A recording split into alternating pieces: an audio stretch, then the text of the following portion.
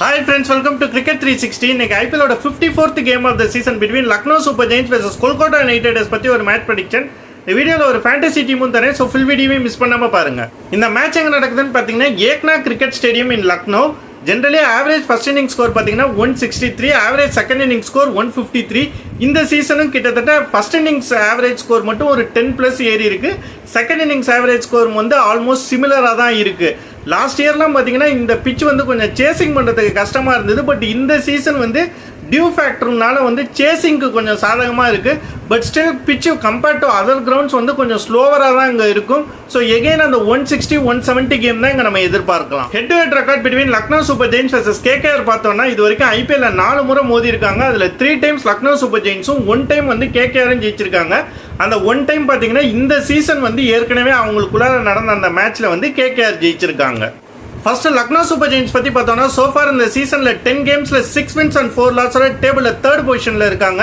இந்த சீசன் வந்து அவங்களுக்கு கொஞ்சம் வந்து பவுலிங் வந்து எக்ஸப்ட் மயங்க் யாதவ் ஒரு கன்சர்னாக இருந்தது. பட் இந்த சீசன் எல்லா டீமுமே மும்பை இந்தியன்ஸ் அடித்து ஃபார்முக்கு வந்த மாதிரி வந்து அவங்களோட எல்லா பவுலருங்களுமே இன்ஃபேக்ட் வந்து அவங்களோட பெஸ்ட் பவுலர் மயங்க் யாதவ் வந்து லாஸ்ட் கேம் விளையாண்டாரு. பட் அவரை தவிர மீதி எல்லா பவுலருமே வந்து மும்பை இந்தியன்ஸுக்கு எகென்ஸ்டாக ரொம்ப நல்லா போட்டாங்க. பிஷ்னோயா இருக்கட்டும், மோஷின் கானா இருக்கட்டும், எல்லாருமே நல்லா பர்ஃபார்ம் பண்ணியிருந்தாங்க. அந்த மேட்ச்சு ஒரு லோ ஸ்கோரில் வந்து மும்பை இந்தியன்ஸை ரிஸ்ட்ரிக்ட் பண்ணி அதை ரொம்ப ஈஸியாகவும் சேஸ் பண்ணாங்க.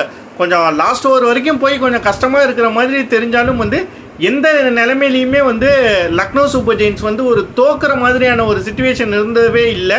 மேபி ஃபஸ்ட் ஓவரில் விக்கெட் விழுந்தோடனே கொஞ்சம் ப்ரெஷராக இருந்திருக்கலாம். பட் ரொம்ப ஈஸியாக தான் சேஸ் பண்ணாங்க. அவங்க பேட்டிங்கை பொறுத்த வரைக்கும் வந்து லாஸ்ட் ஃபியூ மேட்சஸ் வந்து குவிண்டன் டிகாக் ஃபார்மில் இல்லாமல் இருந்தார். அவரையும் வந்து அவங்க ட்ராப் பண்ணிட்டாங்க.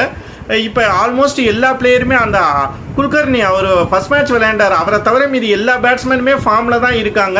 ஹோம் அட்வான்டேஜும் இருக்குது. பட் ஆனால் நான் ஏற்கனவே சொன்ன மாதிரி வந்து அவங்க பவுலிங் வந்து ஒரு கன்சர்ன் தான். வெறும் மும்பையோட நல்லா போட்டதை மட்டும் வச்சு வந்து கேகேஆரை விட அவங்க ஒரு ஸ்ட்ராங்கான டீம்னு நம்ம எடுத்துக்க முடியாது. ஸோ இந்த மேட்ச் ஸ்ட்ரகிள் பண்ணுவாங்கன்னு தான் நான் நினைக்கிறேன். நெக்ஸ்ட் கேகேஆர் பற்றி பார்த்தோன்னா இந்த சீசனில் சோஃபார் 10 கேம்ஸில் 7 wins and 3 losஸோட டேபிளில் 2nd பொசிஷனில் இருக்காங்க. Last game against Mumbai Indians அவங்களுக்கு ஒரு நல்ல சேலஞ்சுனே சொல்லலாம். ஏன்னா வந்து அவங்களோட டாப் ஆர்டர் பேட்டிங் வச்சு தான் அவங்க நல்ல ஸ்கோர்ஸ் எடுத்துகிட்டு இருந்தாங்க. மிடில் ஆர்டர் பேட்டிங் வந்து கொஞ்சம் அவங்களுக்கு சுமாராக தான் இருந்துகிட்டு இருந்தது சோஃபார் இந்த சீசனில். பட் கொஞ்சம் குயிக் விக்கெட்ஸ் விழுந்த உடனே வந்து அதுவும் 57 for 5க்கு அப்புறம் வந்து இம்பாக்ட் பிளேயராக மனிஷ் பண்டியை கொண்டு வந்து அந்த மிடில் ஆர்டர் வந்து ரொம்ப அழகாக விளையாண்டாங்க. ஸோ இன்னும் ரிங்கு சிங்கோட ஃபார்மும் அண்ட் ஸ்ரேயாஸ் ஐயரோட ஃபார்ம் ஒரு கன்சர்னாக இருந்தாலும் ஒரு சேலஞ்ச் கொடுத்தா அதை நல்லா ரெஸ்பாண்ட் பண்ணுற அளவுக்கு அவங்களோட பேட்டிங் பாசிட்டிவாக இருக்கிறது வந்து அவங்களுக்கு ஒரு பெரிய அட்வான்டேஜ். பவுலிங்கும் சரி, வெறும் 5 பவுலரை வச்சுட்டு ரொம்ப அழகாக ரொட்டேட் பண்ணார் வந்து ஸ்ரேயாஸ் ஐயர். அது இன்ஃபேக்ட் வந்து ரசலெல்லாம் வந்து பார்ட் டைமர் மாதிரி தான் இப்போலாம் நிறைய டீம்ஸ் வந்து கன்சிடர் பண்ணுறாங்க. பட் அவரோட ஓவர்ஸ் கூட வந்து கேம் சேஞ்சிங் ஓவர்ஸாக இருந்தது வந்து கேகேஆருக்கு ஒரு ஆடர் அட்வான்டேஜ் தான். மிச்சல் ஸ்டார்க் வந்து பழைய ஃபார்முக்கு திருப்பி வந்திருக்கிறாருங்கிற ஒரு நம்பிக்கையை கொடுத்துருக்காரு. இதுவும் அவங்களுக்கு ஒரு ஆடர் அட்வான்டேஜ் தான். அவங்கள்ட்டையும் வந்து நிறைய பவுலிங் பேட்டிங்லேயும் கன்சர்ன்ஸ் இருக்குது. மிடில் ஆர்டர் பேட்டிங் பவுலிங் ரெண்டுமே கன்சர்னில் இருந்தாலும் அந்த வான்கடே விக்கெட்டை விட இந்த பிச்சு வந்து கொஞ்சம் ஸ்லோவாக தான் இருக்கும். நரேன் அண்ட் சக்கரவர்த்தி 2 பேருமே லாஸ்ட் கேம் நல்லா போட்டாங்க. இந்த பிச்சு அவங்களுக்கு இன்னுமே சூட்டபுளாக இருக்குங்கிற காரணத்துக்காக I predict KKR win. Fantasy team and tips பற்றி பார்ப்போம். ஃபேண்டசி டீம் பார்த்தீங்கன்னா இதுதான் என்னோட ஃபேண்டசி டீம். விக்கெட் கீப்பராக நான் 3 பேரை சூஸ் பண்ணியிருக்கேன். நிக்லஸ் பூரான், கேஎல் ராகுல், இந்த 2 பேருமே நல்ல ஃபார்மில் இருக்காங்க. பூரான் வந்து லாஸ்ட் ஒரு ஃபியூ கேம்ஸ் வந்து பெரிய ஸ்கோர் எடுக்கலை. So is due for a big one அப்படிங்கிறதுனால பூரான்.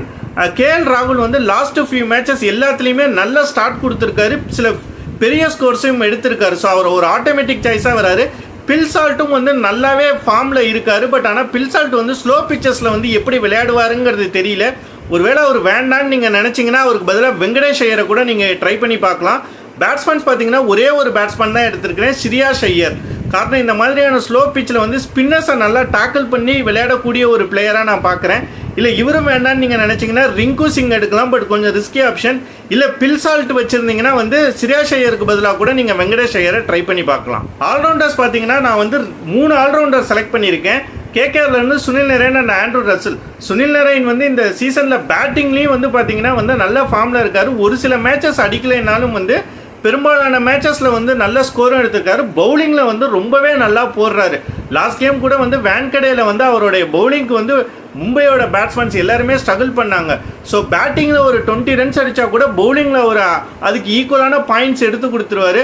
ஸோ அவர் எடுக்கிறது ரொம்ப முக்கியமாக இருக்குது. ஆண்ட்ரூ ரசலும் வந்து பார்த்திங்கன்னா இந்த சீசன் ரெகுலராக பவுல் பண்ணுறாரு 2-3 overs. Batting lower down the ஆர்டர்லையும் டீசெண்டான ஃபார்மில் இருக்கார்.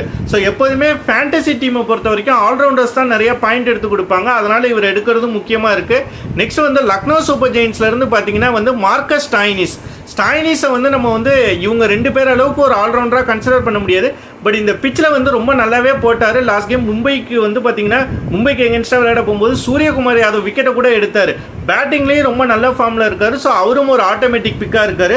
பவுலர்ஸ் பார்த்தீங்கன்னா 4 பவுலர்ஸ் எடுத்திருக்கேன். ஏன்னா இந்த பிச் வந்து கொஞ்சம் பவுலிங்க்கு சாதகமாக இருக்கும். அதனால் 4 பவுலர்ஸ் எடுத்திருக்கேன். கேகேஆர்லேருந்து பார்த்தீங்கன்னா வந்து மிச்சல் ஸ்டார்க் அண்ட் வருண் சக்கரவர்த்திக்கு இந்த பிச்சு கண்டிப்பாக எஃபெக்டிவாக இருக்கும். மிச்சல் ஸ்டார்க்கும் லாஸ்ட் கேம் நல்லா போட்டார். ஒருவேளை அவர் வேண்டான்னு நீங்கள் நினச்சிங்கன்னா வைபவ் ஆர்ஆரா இல்லை ஹர்ஷித் ராணா விளையாண்டா அவங்க 2 பேரில் ஒருத்தரை கூட நீங்கள் எடுத்து விளையாடலாம். லக்னோ சூப்பர் ஜெயின்ஸ்லேருந்து 2 பவுலர் பார்த்தீங்கன்னா வந்து மோஷின் கான் லாஸ்ட் கேம் ரொம்ப நல்லா போட்டார். நவீன் உல்-ஹக் இந்த பிச் வந்து நவீன் உல்-ஹக்கு ரொம்பவே சூட் ஆகும். அதனால் நவீன் உல்-ஹக்கையும் எடுத்திருக்கேன். ஒருவேளை பிஷ்னாய் வேணும்னா இந்த 2 பேரில் ஒருத்தரை நீங்கள் ட்ராப் பண்ணிட்டு பிஷ்னாயை கூட எடுத்துக்கலாம். Captain and vice captain choices பார்த்தீங்கன்னா நான் கேப்டனா சுனில் நரேனை சூஸ் பண்ணியிருக்கேன். அஃப்கோர்ஸ் இந்த சீசனில் அதிக ஃபேண்டசி பாயிண்ட் எடுத்தவர் அவர் தான். பேட்டிங்லேயும் நல்ல ஃபார்மில் இருக்கார். ஸோ அவர் தான் மேக்ஸிமம் பாயிண்ட் ஸ்கோர் பண்ணுறதுக்கு வாய்ப்புகள் இருக்குது. ஸோ அதனால் அவர் தான் ஆட்டோமேட்டிக் சாய்ஸ். வைஸ் கேப்டனா ஸ்டாய்னிஸ் லாஸ்ட் ஃபியூ கேம்ஸில் வந்து ஒரு நல்ல ஆல்ரவுண்ட் ஃபார்மில் இருக்கார். பேட்டிங்லேயும் ரொம்ப நல்ல ஃபார்மில் இருக்கிறதுனால ஸ்டாய்னிஸ். இவங்க 2 பேரை தாண்டி வேறு நல்ல captain and vice captain choices பார்த்தீங்கன்னா கேஎல் ராகுல் அவரும் நல்ல ஃபார்மில் இருக்கார். ஒரு 30 ரன்ஸ் அடித்தா கூட வந்து அது ஒரு பெரிய இம்பாக்ட் கொடுக்கும் நம்மளோட ஃபேண்டசி டீமுக்கு.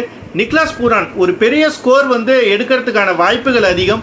ஏன்னா லாஸ்ட் ஒரு 3-4 கேம்ஸ் வந்து அவர் சரியாக பர்ஃபார்ம் பண்ணல. ஸோ அவரை கூட நீங்கள் ட்ரை பண்ணி பார்க்கலாம். சிரியாஸ் ஐயர் அவரும் வந்து ஒரு பெரிய லாங் இன்னிங்ஸுக்கு வந்து டியூ இருக்குது. ஸோ ஸ்பின்னர்ஸையும் நல்லா விளையாடக்கூடிய ஒரு பிளேயர். கொஞ்சம் ஏக்னா கிரவுண்டு வந்து ரொம்ப பெரிய கிரவுண்டுன்னு சொல்ல முடியாது. பட் ஸ்பின்னர்ஸ்க்கு எகெயின்ஸ்டாக ஒரு நல்லா வரதுக்கு நிறைய சான்சஸ் இருக்குது. ஸோ அதனால் அவரையும் நீங்கள் ட்ரை பண்ணி பார்க்கலாம். ஆண்ட்ரூ ரசல் ஒரு ஆல்ரவுண்டருங்கிறதுனால அவரை கூட நீங்கள் கன்சிடர் பண்ணலாம். இந்த வீடியோவில் நான் பேசுகிற விஷயங்கள் கண்டிப்பாக உங்களுக்கு யூஸ்ஃபுல்லாக இருக்கும்னு நம்புறேன். அப்படி இருக்கிற பட்சத்தில் மறக்காமல் இந்த வீடியோவை லைக் பண்ணுங்கள், ஷேர் பண்ணுங்கள், கமெண்ட் பண்ணுங்கள், நம்ம சேனலை சப்ஸ்கிரைப் பண்ணுங்கள். தேங்க்ஸ் ஃபார் வாட்சிங்.